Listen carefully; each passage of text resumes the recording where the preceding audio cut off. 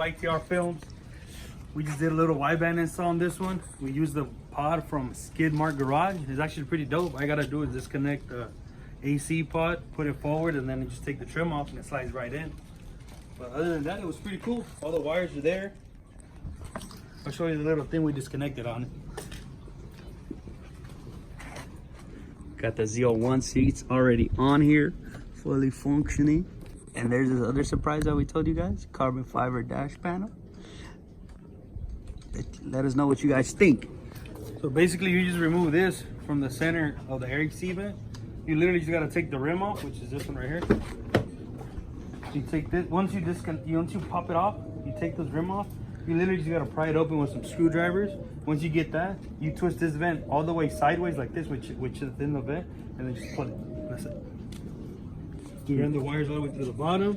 And for you guys that want to get remote tune, you can use this wideband because it has a connection for the OBDII sensor or plug, better yet. And then you can still run your other gauge on top of it. It's a little lengthy, but it's alright. It still stays within. So the first one, this one is the wideband sensor from AEM, and then this one is the Aeroforce one for the top one. Yeah. All right. So basically that gives you the connection so you can data log when you're making a pull or something. Basically, it gives me the option. I just disconnect the last one. I can put my HP tuners and I can just data log, and now I can data log the fuel ratio on it. Got it.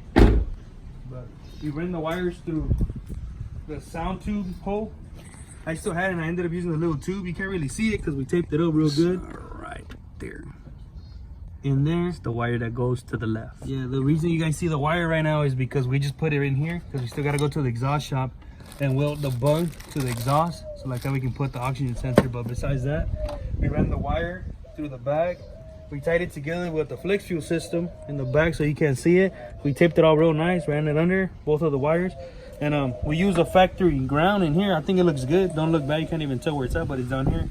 Just unscrew this, put a little fitting on the end of it, and that's it. And then on this one, we use pin or fuse number 42.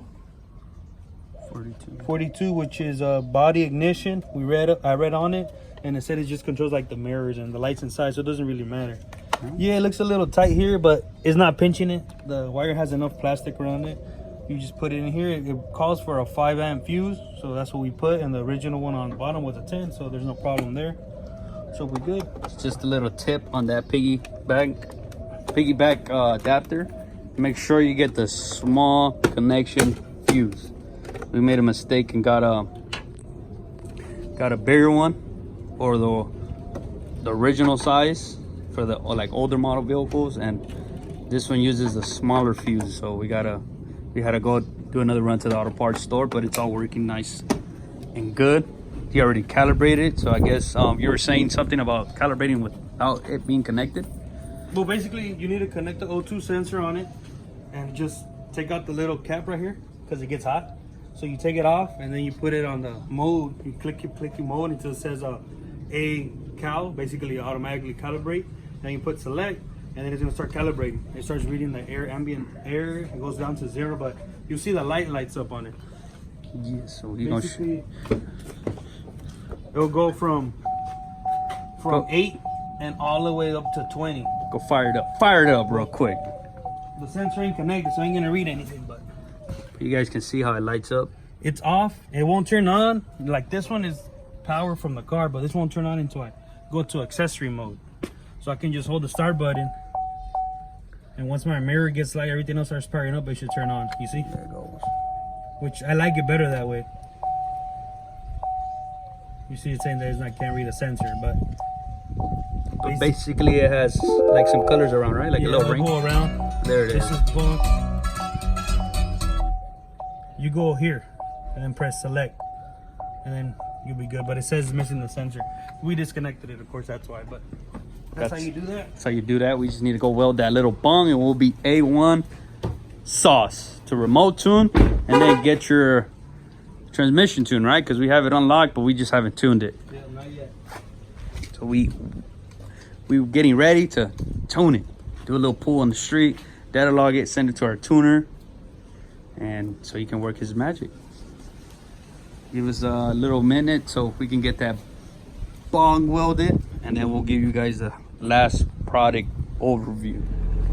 All right, so you guys been asking for a video. Well, this one guy asked for a video on a picture of how the reverse tail lights look. This is how they look like at night. I think it looks pretty good.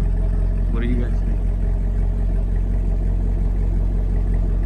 Let me know down in the comments, but it's pretty good for not being LEDs.